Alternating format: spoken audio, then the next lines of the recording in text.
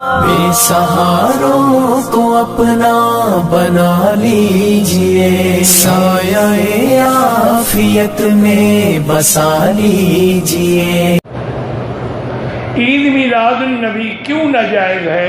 کہ اللہ کے رسول نے حکم نہیں دیا تو ناجائز ہے۔ شریعت کا معنی کیا ہے کہ ما آتاکم الرسول فخذوہ وما نہاکم عنہ فانتہوا، اطیعوا اللہ و اطیعوا الرسول۔ جب اللہ کے نبی نے حکم نہیں دیا، اللہ کے نبی کے بعد خلفائے راشدین اور اہل بیت نے عید میلاد نہیں منائی، صاف بات ہے کہ بدعت ہے۔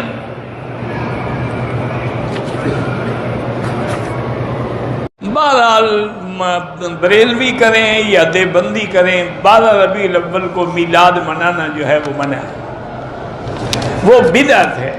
اگر یہ دین ہوتا، دین مکمل ہو چکا تھا، اللہ کے نبی نہ سمجھا جاتے کہ 12 ربیع الاول کو میرا میلاد کیا کرو۔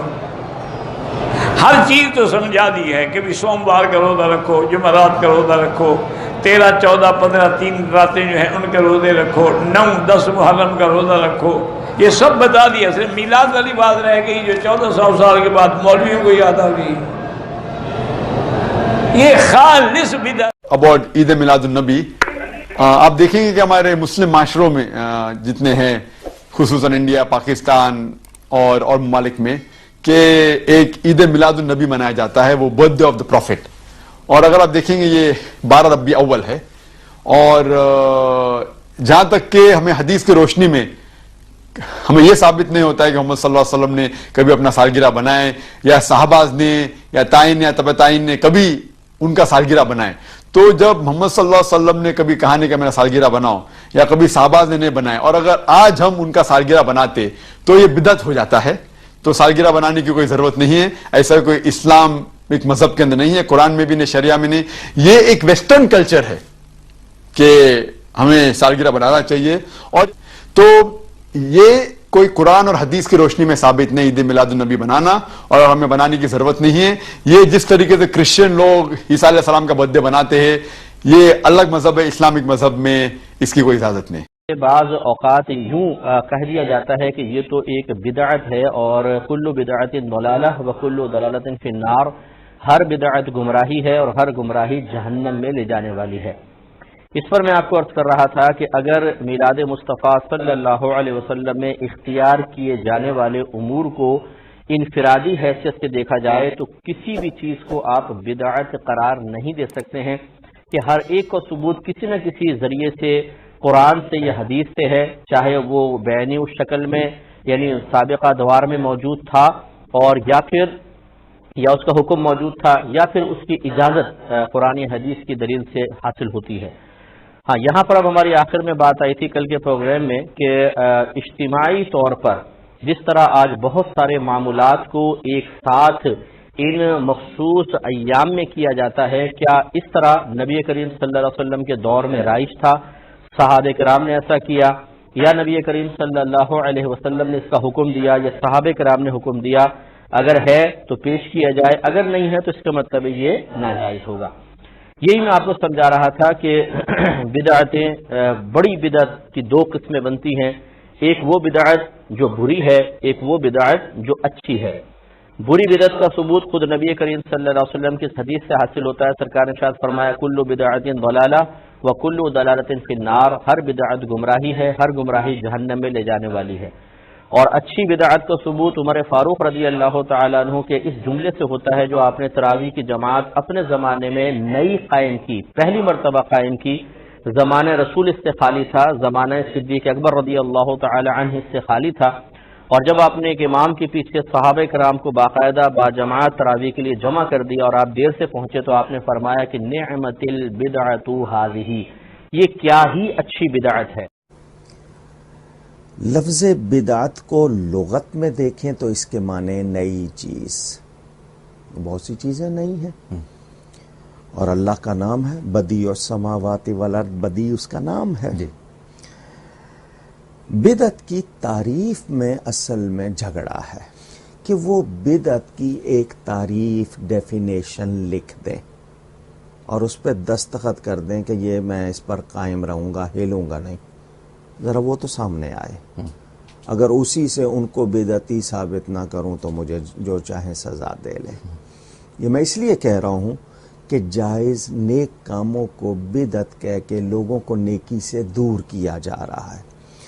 بدعت کا میں جو تعریف کر رہا ہوں وہ میری طرف سے سن لیں اور اپنی طرف سے لیں. اگر یہ کہا جائے کہ بدعت کی یہ تعریف ہے کہ جو کام نبی پاک صلی اللہ علیہ وسلم کے زمانے میں ظاہری زمانے میں نہیں ہوا یا اس وقت نہیں کیا گیا اب ہو رہا ہے وہ بدعت، تو ایسے تو لاکھوں کام. بدعت کی تعریف یہ ہے وہ نیا کام جس کا ثبوت دین میں نہ ہو. صحیح. یہ میری طرف سے تعریف ہے. کوئی بات جس کا ثبوت دین میں نہ ہو. اگر دین میں ثبوت ہے تو اس کام کو بدعت نہیں کہہ سکتے. تو بدعت اگر اس کا دین میں ثبوت نہ ہو تو اس کو بدعت کہیں گے، ورنہ نہیں کہیں گے. اب ثبوت کی بات آ جاتی ہے تو میں صرف ایک آیت پڑھ دوں. کہیں تو بہت ساری ہیں لیکن یہاں وقت کم ہوتا ہے. میں نے پوری کتاب لکھی ہے اسلام کی پہلی عید. اچھا. میرے والد صاحب کا رسالہ برکات میلاد شریف پڑھ لیا جائے. وَسَلَامٌ عَلَيْهِ يَوْمَ وُلِدَ، سورہ مریم پارہ نمبر 16. حضرت عیسیٰ اور یحییٰ کی پیدائش کے دن کے بارے میں یہ ذکر ہے قرآن میں. اور سلام ہو اس پر جس دن پیدا ہوا. یوم کا لفظ بھی موجود، ولدہ کا لفظ بھی موجود. تو نبی کے برتھ ڈے یوم پیدائش پر اللہ کا سلام موجود ہے. اچھا، بدعت اس کو تب کہیں کہ اس میں کوئی خرابی ہو. یہ جو بدعت کرتے ہیں، میں پوچھنا چاہتا ہوں میلاد میں خرابی کیا ہے؟ اپنی طرف سے اگر کچھ کرو گے تو وہ قابل قبول نہیں ہے، چاہے وہ کتنا ہی اچھا کیوں نہ ہو. دیکھو ابھی جمعے کی نماز میں 2 رکعتیں پڑھاؤں گا انشاءاللہ. اگر میں 2 رکعت کے بجائے 3 رکعتیں پڑھا دوں، مان لو گے آپ لوگ؟ میں دلیل یہ دوں، آپ لوگ کہیں بھائی نبی صلی اللہ علیہ وسلم نے 2 رکعتیں جمعے کی پڑھی، مولوی صاحب آپ نے 3 کیوں پڑھائی؟ میں کہتا ہوں 3 سے منع کیا ہے کہیں؟ ہے بھائی کہیں نبی نے تیسری رکعت سے منع کیا؟ اور میں کہوں بدعت کی 2 قسمیں، بدعت حسنہ، بدعت سیئہ. ایک بری بدعت اور ایک اچھی بدعت. یہ اچھی بدعت ہے اس لیے کہ 1 رکعت جب میں اضافہ کر رہا ہوں تو سورہ فاتحہ بھی زیادہ، اللہ کے سامنے جھکوں گا بھی، 3 دفعہ سبحان ربی العظیم کا اضافہ، پھر اللہ کے سامنے حالت وضو میں سجدہ، 2 سجدے. اس پہ تو آپ کو چاہیے مجھے پیسے دو مزید. بولو مولوی صاحب آپ کی جتنی تنخواہ تھی ہم نے اس میں اضافہ کر دیا کیونکہ آپ کام زیادہ کر رہے ہیں. اب ایسا ہونا چاہیے نا، کیونکہ یہ بدعت حسنہ ہو گئی نا.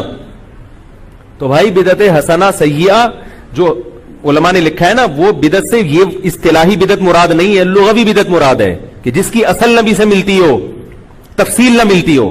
جیسے حضرت عمر نے 20 رکعت تراویح شروع کی، اس کو بدعت اس معنی میں کہا گیا ہے کہ نبی صلی اللہ علیہ وسلم نے تراویح شروع کر کے ختم کر دی تھی اس خوف سے کہ امت پہ واجب نہ ہو جائے کرنی. تو ربیع الاول میں نبی نے کیا کیا ہے وہ بھی ہمیں بتا دیا ہے. اس میں آپ نے اپنی طرف سے تڑکا نہیں لگانا، کیونکہ نبی نے بتایا ہے کہ مجھے خوش کرنا ہے تو جیسے میں نے کہا ہے ویسا کرو اور جیسے میں نے کیا ہے ویسا کرو. تو نبی نے ربیع الاول میں جو کیا بھائی وہ کر لو. آپ کیا خیال؟ صحابہ کے دور میں تو یہ جلوس نہیں ہوئے اور اس طرح سے نہیں روڈ بلاک کیے گئے. جو کچھ میلاد سے میں سمجھا ہوں وہ یہ ہے کہ جو ہمارے ہاں ایک روایت ہے کہ رسول اللہ صلی اللہ علیہ وسلم کی پیدائش کے دن کوئی تقریبات منعقد کی جاتی ہے عام طور پر. تو اگر کوئی رسالت مآب صلی اللہ علیہ وسلم کی پیدائش یا آپ کے حالات زندگی کا ذکر کرتا ہے، کسی مجلس میں آپ کی سیرت بیان کی جاتی ہے اور وہ مستند طریقے سے بیان کی جاتی ہے، یعنی قرآن مجید کی روشنی میں، صحیح ماخذ کی روشنی میں، صحیح روایات کے مطابق اگر پوری احتیاط کے ساتھ بیان کی جاتی ہے تو اس میں کوئی حرج کی بات نہیں. لیکن اگر اس میں گپیں سنائی جاتی ہیں، اس میں قصے کہانیاں سنائی جاتی ہیں، اس میں ایسی روایات سنائی جاتی ہیں جن کا کوئی سر ہے نہ پیر ہے، تو محمد الرسول اللہ کے بارے میں بات کرتے وقت یہ ملحوظ رہنا چاہیے کہ صحیح بات، یعنی اپنی تحقیق کے ساتھ صحیح بات ہی کرنے کا آپ کو حق ہے. تو اس میں کوئی حرج کی بات نہیں ہے.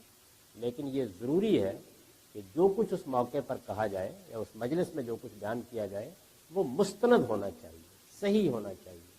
وہ قرآن مجید کی روشنی میں ہونا چاہیے، وہ صحیح روایات کی بنیاد پر ہونا چاہیے، اس میں کوئی ادنا درجے کی چیز بھی ایسی نہیں ہونی چاہیے کہ جس میں صحت کا معیار ملحوظ نہ رکھا گیا ہو۔ اس کے ساتھ اگر کوئی آپ اس طرح کی مجلس منعقد کرتے ہیں، جیسے آج بھی ایک مجلس منعقد کی گئی ہے، اس میں کوئی حرج نہیں، لیکن جہاں تک میرا اپنا ذوق ہے، میرے نزدیک رسول اللہ کی شخصیت اس سے بہت بلند ہے کہ آپ کو ایک دن کا شخص بنا دیا جائے۔ یوم اقبال اور یوم قائد اعظم ٹھیک ہے، بڑی شخصیات ہیں، لیکن ایک دن کے شخص بہت ہیں دنیا میں۔ حضور روز کی شخصیت ہے، شب کی شخصیت ہے، روز کی شخصیت ہے، اور شب و روز 5 وقت ہم یہ گواہی دے رہے ہوتے ہیں کہ محمد صلی اللہ علیہ وسلم اللہ کے رسول ہیں۔ تو اس وجہ سے آپ کے لیے کوئی ضرورت اس کی نہیں ہے، آپ کی یاد کسی موقع پر بھی تازہ کر لیں۔ پہلا سوال یہ ہے کہ 12 ربیع الاول کو عید میلاد النبی منانا جائز ہے کہ نہیں؟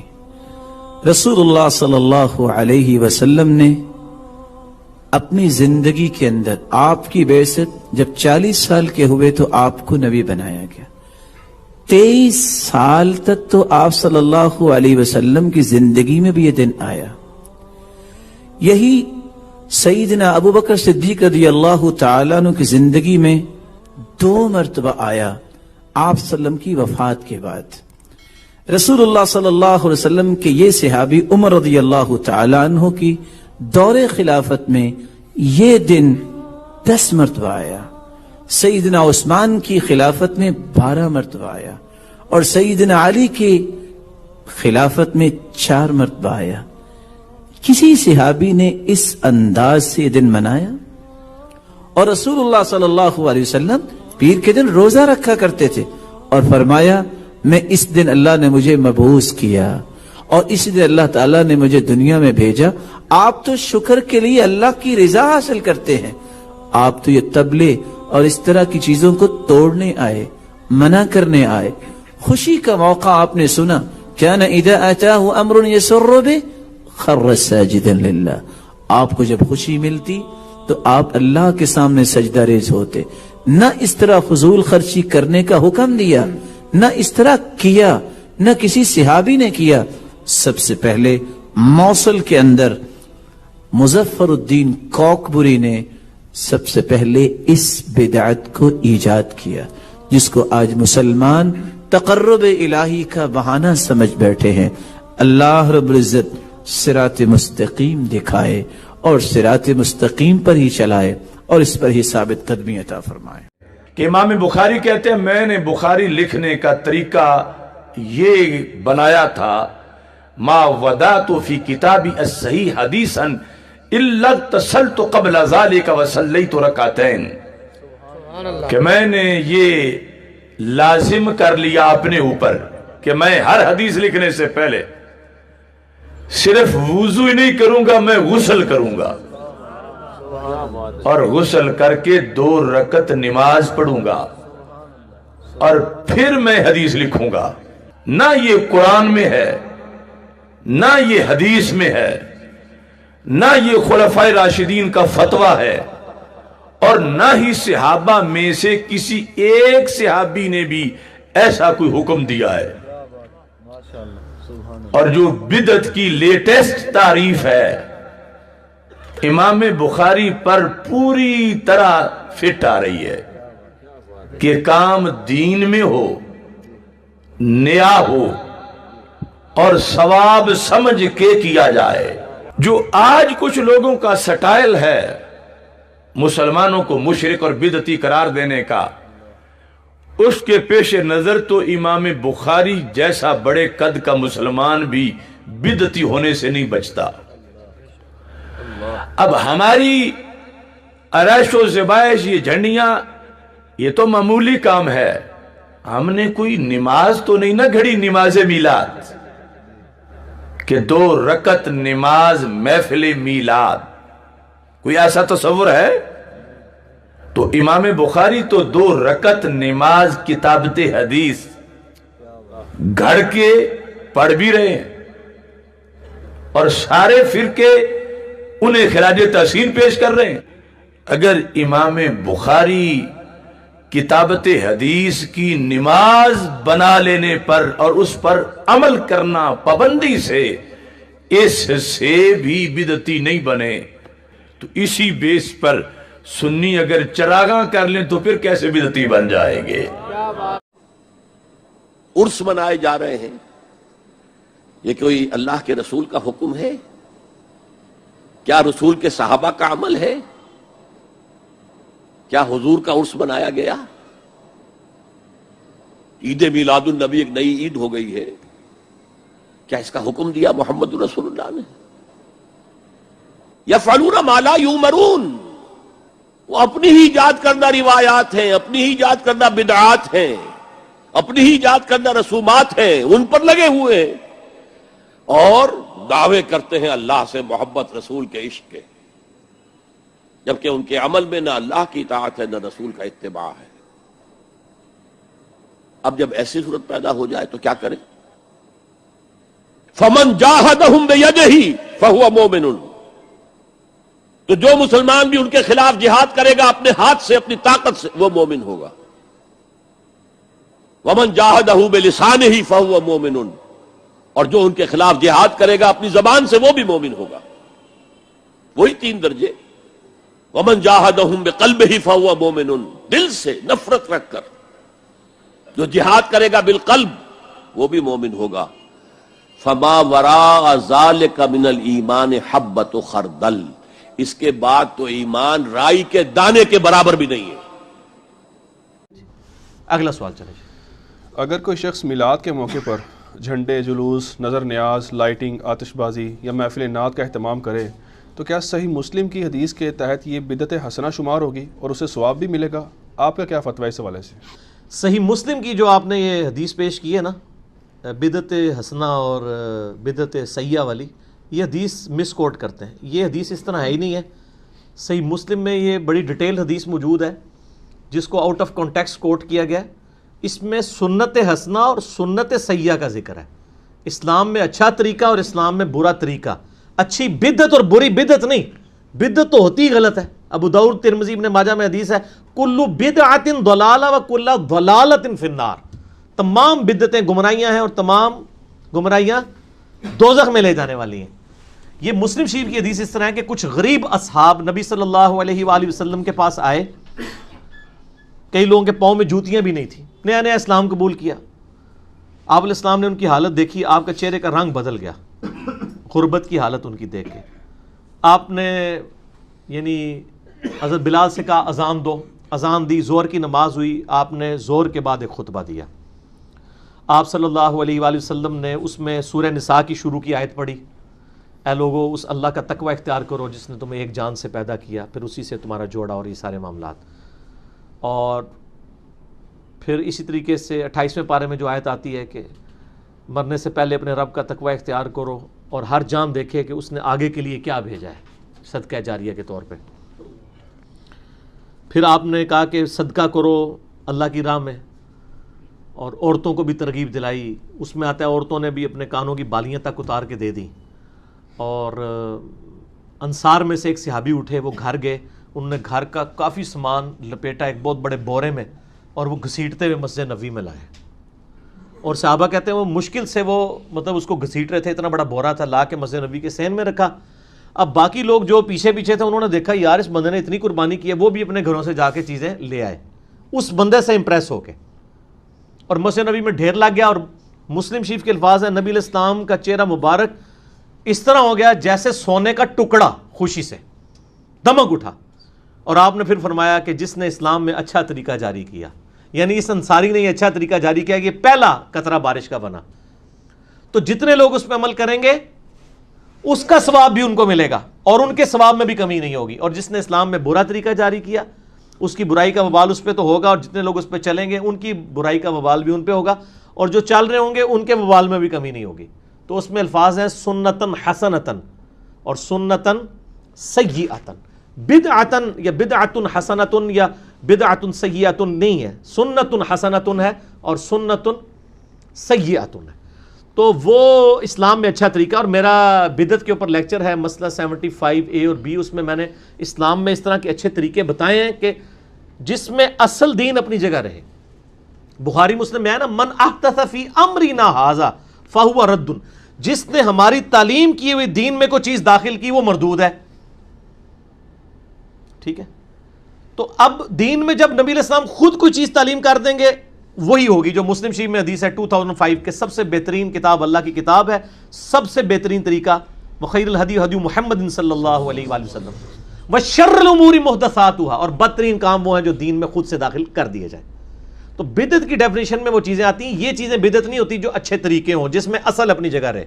مثلا مسجد میں قالین بچھانا، یہ اسلام میں اچھا طریقہ ہے، یہ بدعت حسنہ نہیں ہے.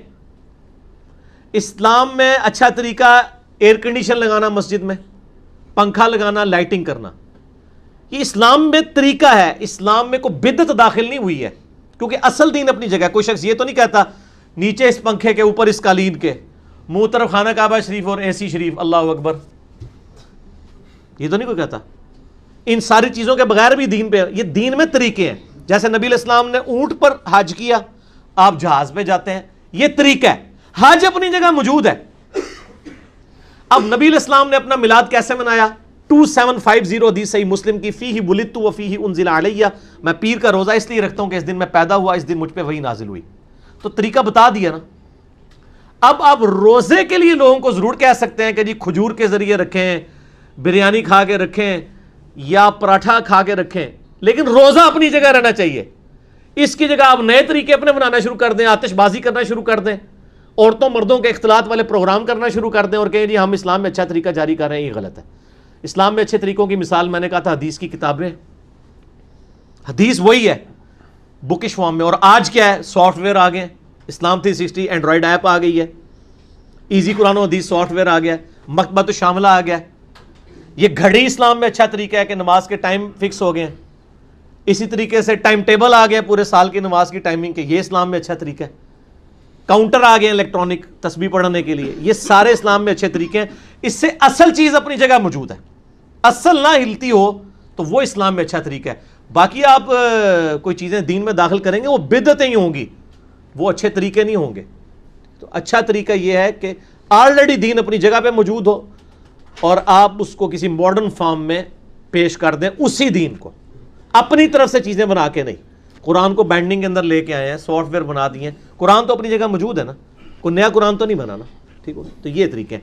تو اس کے تحت یہ جو لائٹنگ یا آتش بازی کرنا یا خانہ کعبے کے ماڈل بنا کے ان کو اسلام میں اب ہو سکتا ہے اچھے طریقے کہنا شروع کر دیں، تو اچھے طریقے بھی یہ نہیں ہیں کیونکہ ان کی اصل اپنی جگہ موجود ہے کہ نبی علیہ السلام نے روزہ رکھنے کی ترغیب دلائی ہے.